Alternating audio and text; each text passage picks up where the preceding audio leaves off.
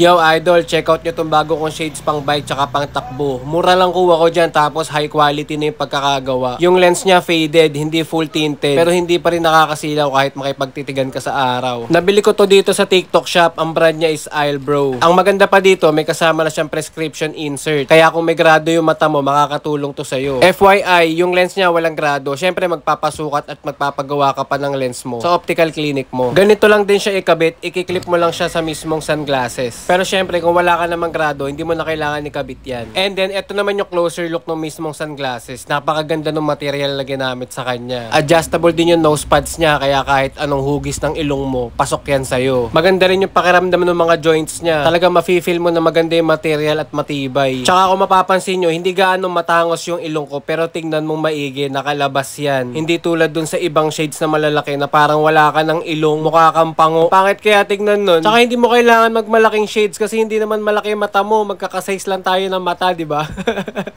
Anyways, dalawang klase pala yung nilabas ni Islebro. Etong na-adjust yung nose pads, ito yung 300 pesos. Eto namang naka-fix yung nose pads, 250 pesos. 50 pesos lang naman ang diferensya nila. Maganda rin ang material nito, tsaka maganda rin ang pagkakagawa. Kaya parehas ko silang pinakita sa inyo kasi marami silang kulay na available. Ito yung mga kulay na available sa 300 pesos. At ito naman yung mga available na kulay sa 250 pesos. Para sa akin, mas maganda yung pagkakagawa dun sa 300 pesos. Pero mas marami kasing kulay na available dun sa 250 pesos. Kaya parehas ko na lang sila ilalagay dyan sa yellow basket or link sa comment section para mas makapili kayo. So yun lang naman. Kita kits, ride safe!